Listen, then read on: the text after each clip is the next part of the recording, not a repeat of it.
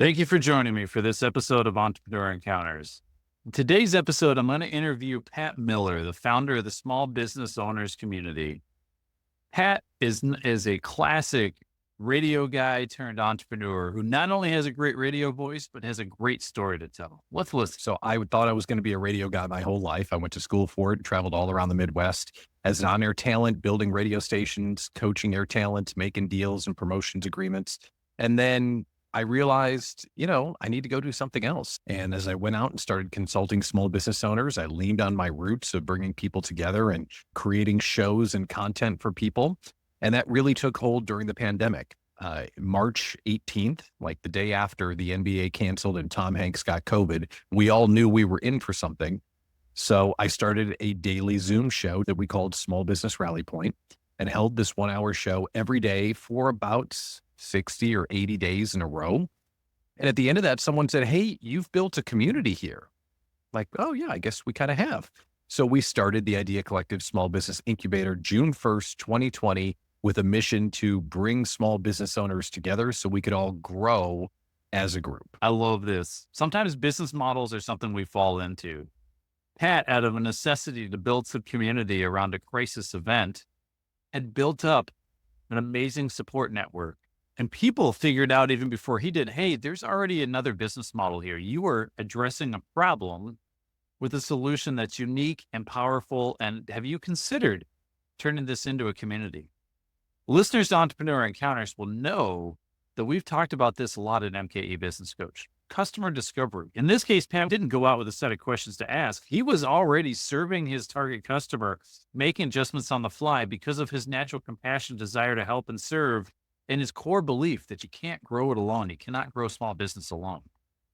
And as he figured it out, he ultimately fell into his business model and said, this is it. So he decided to go ahead and launch the Idea Collective, which is now the Small Business Owners Community. And the rest has been history. He's continued to grow and pivot and change, but it was essential to grasp those roots and say, hey, wait a second. This is the thing I actually want to do. It was ready to make a shift.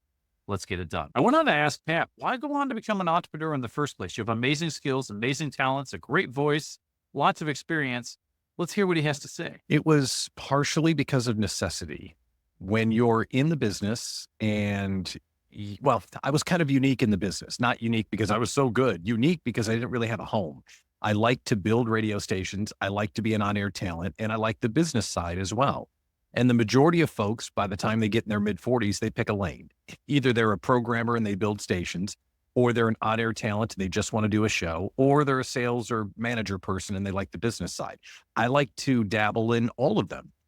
So when it got to be clear that I had to pick a lane because the stations were up for sale. So the two paths that I had in front of me were go back on the air every day and do a radio show, or go be a general manager or a business guy someplace. And it probably would have necessitated a move away from Milwaukee. And my wife was a successful small business owner, so we didn't want to do that. And I didn't really want to go back to just being an air talent or just being a business person. And they're both noble professions. I'm not ripping on them either way, but I just wanted something else. And I figured at that point, if I didn't go do my own thing, I think I would have regretted it. And the risk was this: if I go out and do my own thing and it doesn't work, I'll just go get a job someplace and then we'll reassess. And that was really the leap that we had to choose from. Everybody catch that? If I didn't go out and do my own thing, I would have regretted it. Has anyone else ever said that to themselves? All of our experience, how we're created, what we've learned, and what has brought us up to this moment. A lot of times there's just a nexus and it just seems like this is the right thing to do. That is the calling. That is the right path we need to take. In Pat's case, there were some situational items that came up. How many of us can relate to situational stories where jobs were changing, things were transitioning? In this case, the radio stations were up for sale. And they knew that change was going to go on. And while he had the opportunity, it wasn't something that he was going to like. Moving away, his wife had already started a first successful small business for herself, and uprooting that would have been not the right move for their family and themselves. So he knew that this was the opportunity to go. I also want to say he believed in himself. This wasn't a case of like, I can't really do anything else right. Let's go do this. It was a case of he felt like he had a fallback, not a comfortable, I've got a giant pile of money, but he believed in himself enough to say, hey, if this doesn't work, I'll just go get another job. That's fine. but for him, this was the time to go forward. So I'm asking you, small business owners and aspiring small business owners, is this the time? Is there the opportunity to grow your business? Is there the opportunity to change? Should you add a product line? Are you ready to move to a second location? Are you ready to grow and build and bigger and better? Those are some questions we work on with our clients quite a bit. And it's a challenge that it's more mental, it's more on the inside. And am I willing to commit and invest the energy and make the leap and choose not to let fear hold me back? Kudos, Pat, on going ahead and making that leap. So let's go on and listen to Pat on what problem is he solving. Again, if you've listened to us before, you know that we focus very heavily on business opportunities are about solving a problem for a potential customer. Let's hear how he solves. So my wife is a photographer in Milwaukee, Stories Frame Photography, Abby Miller, blatant plug. So I was in radio watching her go through the struggles of building her small business. And, I was essentially coaching her on the side, not knowing that I was doing it. And I was finding that she was missing some support that she could have really used. There were plenty of places to go out and network. They're all over the place. But if you meet a bunch of people, which is important, but that's not necessarily business development and revenue growth. It's just meeting more people. So I felt like there was this opportunity for, well, who is supporting a solopreneur as they're trying to scale? That was the seed idea that I was using when I decided to step away. I've mentioned that entrepreneurship is a lonely road. We got to have other people around us in order to do it. That's one of the keys that Pat found out. He was supporting his wife in her journey as they're going along. But he discovered there were other pieces, other support parts that would be really helpful. Who supports small business owners when you're trying to grow and scale? There aren't a lot of resources. Who is really supporting these business owners who are ready? You're pouring all your energy in. You're moving forward. You're ready to be successful. You're seeing some success, but you don't know how to do all the pieces. You need to surround yourself with trusted support. I'll say for myself, the small business owners community has been really essential and helping me anchor, particularly early on as I was making transitions to bigger and bolder opportunities, not just to have the courage to go on, although they certainly support it there, but also to pour in and answer questions of, hey, I'm not really sure how to do this, to be able to step forward and actually say, I don't know how to do this particular item. How can I get some support, help, ideas, suggestions, what direction to go? So I don't know what you have out there for support. But if you feel like you have to make every decision on your own without any other input, there are resources out there. And I want to encourage you to find them. Surround yourselves with other people. Find yourself some trusted advisors who are going to help you on your journey. Reach out to a business coach, reach out to a community, and build that into yourself. You deserve it. So I don't know if you can already tell from the way Pat's talking, but he has an abundance mindset. I wanted him to explain a little bit more about where that comes from and the mindset he brings to the small business owners community. Let's listen to what he has to say. The scarcity mindset, to me, comes from the feeling that you got to make the month, that you need the revenue, that this has to work. There's a bunch of negative energy around it.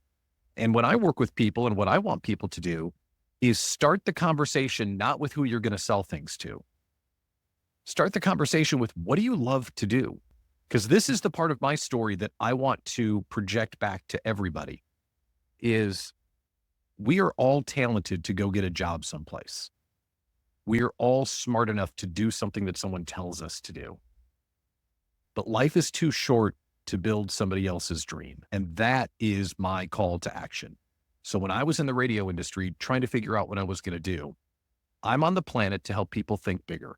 I'm on the planet to help people realize they can do more than what they're doing now, to lift people up and help them build their ideas bigger.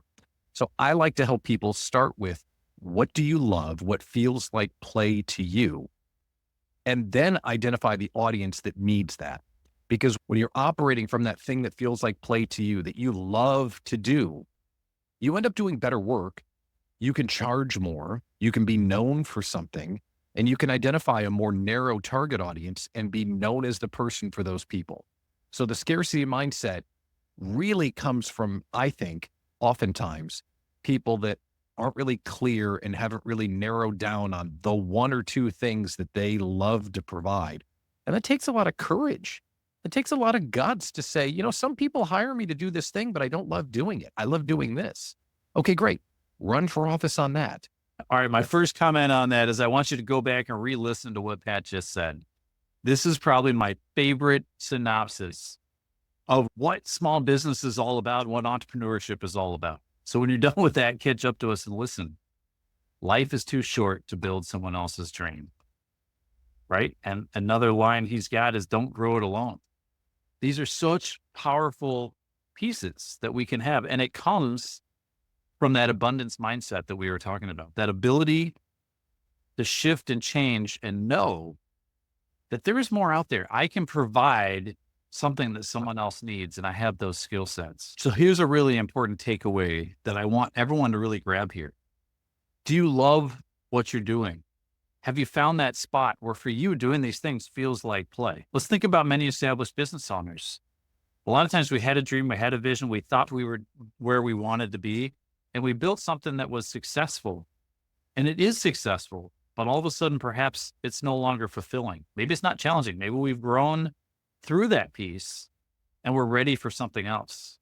Maybe it's adjacent, maybe it's very different. And that can become a real significant issue. What I'm doing today is not fun, or it's not the fun that it used to be, or it's not really where I feel called to move next. Well, let me say, I think there's an opportunity here. You can build into those existing businesses using processes and people to turn those into cash cows, to turn those into repeated, stable money makers for you so that you can truly shift and refocus in what does feel like play to you. You don't have to choose one or another. That's a false choice. It's something we do with our clients at Milwaukee Business Coaches, help them understand that there's a way that you can build it up with systems and processes and people to keep it stable, to keep it still growing, to keep it functioning at a level that you need to generate cash to support that next operation. It's actually one of the key ways that many serial entrepreneurs and growing businesses manage to fund their growth. We can build up a portion of our business to allow existing customers to fund our future success. If that's something that at all seems interesting to you, I want to encourage you to reach out to us at mkebusinesscoach.com and let's have a discussion. There may be just some ways we can help realign your ideas and your thoughts in order to be successful in that way. And there may be some ways we can come alongside you and support you in your journey. All right. So speaking of money, we're going to go on and ask Pat about the money, because it's one thing to be dependent on a paycheck. It's another thing to go out on our own.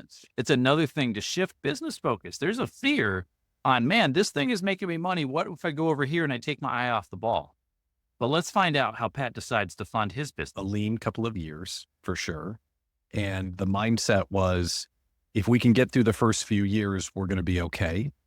I was definitely privileged because I went through school. I had the chance to get my MBA while I was in radio. So I learned enough about running a business while I was in the radio industry. And I knew that I could go get another job if I failed. So I was in a safer position than I could have been otherwise. And I recognize that. And I'm very grateful for that. But the way Abby and I did it was, okay, let's cut our expenses. Let's realize I'm not going to make hardly any money for the first 24 months. And I didn't. And let's be smart about how we pay ourselves. Instead of taking whatever's in the bank account every month, we've established paychecks for ourselves. And that was a game changer. So we have an account called Owner's Comp, and we put our revenue into Owner's Comp. And let's say it's got $10, but we only give ourselves $5 a month. We leave the other $5 in there. So the next paycheck is ready. And as soon as we started pushing away those paycheck deadlines and ended up building our Owner's Comp account, all the pressure lowered on us, because it's really tempting when you're building something to take whatever you have. But if you have the discipline to start giving yourself a paycheck mentality and then quarterly distributions, if you're killing it, that's great. There's nothing wrong with that. But combining that discipline of expenses and then understanding that we could pay ourselves like a business paid us, those two things combined got us onto a regimented schedule to run the household and lower that monthly stress. I love this. Pat and Abby made a decision to approach their finances with discipline. This is an excellent example for all businesses, not only the ones that are starting up, but for those who are already established and growing. It's a great discipline for anyone who wants to launch a new business line. We have to have that discipline. Look, my wife and I have a combined 46 years of business experience and growing. And frankly, we've seen this too many times to count. Businesses launch a new product. They feel like they have a blank check. They're oftentimes using money that's underwritten by investors or banks, or they've gotten some other source of funds, and they waste that money. And more often than not, then the product or service fails. Whether a business is just starting or we're looking to scale, having the discipline to make sure that we know where every dollar is going and coming from, it's vital. to our success. So how do we do this? First thing we have to do is we have to figure out where our story is. Where do we want our new product or service to go? Who's going to buy it? Are we going to bring on additional staff in order to support this and serve our customers? When we do some of this idea casting work first, and then we put dollars to it, we're going to see a lot better success. And if the dollars don't work out, then we go back and cast again.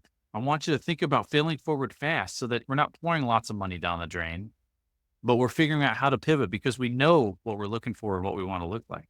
Ideally, we're going to do this before we launch so that we can measure ourselves and find out, are we going to be successful with this new product?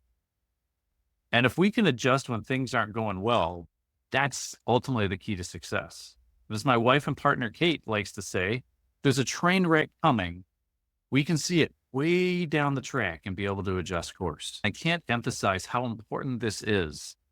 If we can help you get the visibility to see what's coming down the track, to understand your operations in such a way that this is not a mystery to you, but this just comes naturally, reach out to us at MKE Business Coach and let us know how we can help you. So I went on to ask Pat, how does he stay up in his industry? Something so essential as we're building our businesses to be able to stop what we're doing enough to stay up with the current trends and understand where we're going. Let's listen to what he says. I read a lot, as much as I can, at least. And I feel like that's the table stakes. So if you're going to coach and try and guide a community of people, you have to be up to speed on what's out there. I bring people together. I make them feel good. I encourage them. I give them ideas. That's my secret sauce. And, I run a community. So I read about community building. I'm a member of communities about community building, if that's not meta enough. So I have the books and the communities about running a community, talking with my members every single day and being present and really super serving them. Couldn't agree with Pat more on this. Kate and I have a stack of books that we go through, and sometimes one of us reads it and takes notes and shares with the other or vice versa. And I know that's a cheat code to have two of us going through it, but it's really something that's fantastic, and I wouldn't do it any other way. Honestly, when you're sharing some of these ideas of building on them, you can be more powerful and more memorable oftentimes when we read it along because you're seeing a different perspective. Podcasts are another great way to keep up. I love podcasts, and I keep up on several of them when I'm walking my dogs, driving to a client engagement.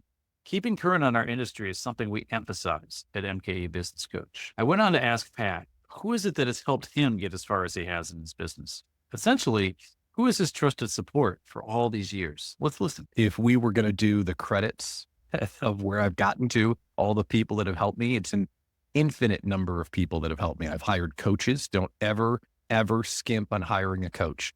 A coach who knows what they're doing, they can get right after your pain point, is worth their weight in gold. I've hired mindset coaches. I've hired sales coaches. I've been a part of masterminds. So coaching is absolutely essential if you want to get better at what you're doing. A lot of support from the people that are around me.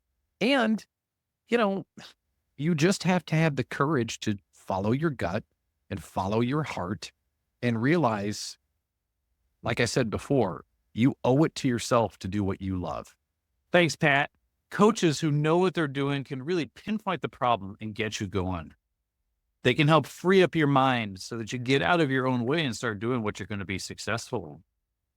That's why we're humbled and honored every day at Milwaukee Business Coach to do, whether it's with one-on-one coaching, whether it's with group coaching, whether it's doing business diagnostic deep dives or workshops. We light up when we can dive in and help business owners bust through whatever roadblocks they're facing and turn their hard work into hard cash. I went on to ask Pat, what does he do when the going gets tough? Let's listen. Having an understanding partner helps because Abby's on the small business journey too. So that's a gift that I have that not very many people have. Most people have a corporate spouse or a spouse that is in the small business space, and they don't understand why you always have to work. And they can't, especially a corporate spouse, really can't understand that we eat what we kill. And that's why we can't stop working. So that's really tough. So having an understanding spouse, because we're on the same journey. I mean, having the community around me has been great because there are hundreds of people that now understand the journey that I'm on. Trying to be serious about self-care, most importantly, sleep. I have a very rigid sleep schedule and I have to get my rest and you have to get your rest. exercise, and just understanding when it's too heavy and too tired and you're just worn out, you got to take a break. There is no glory in working 7 days a week. There's no glory in working until 10 o'clock. And anyone that tells you hustle and grind wins, stop listening to them. Just stop listening to them, because that might work for them, but for most of the people that I watch, that's not the right answer. I love this. A Milwaukee business coach, I'm blessed that my partner and wife, Kate, is in this business with me. And we're pulling in the same direction. Speaking of sleep, we hold each other accountable on the sleep for being quote unquote done for the day. When you put all the devices away, put them on the shelf, charge them up, and don't go back to them until tomorrow. Are we getting enough energy? In fact, this is a true story. Some of our best strategic thinking is done at 5:30 in the morning when we're getting our exercise. Well, like you, I can't do this on my own. I want to thank Chris Crane for doing all the music for both the intro and the outro, and also my wife, Kate, who does all the editing to make these episodes available to you. If you like what you're listening to, I want to encourage you to please like, comment, share, and subscribe. So again, thank you for joining me on this episode of Entrepreneur Encounters. I'm Brent Halfwasson, Milwaukee Small Business Coach, and I want to invite Chris to take us out. Ready to take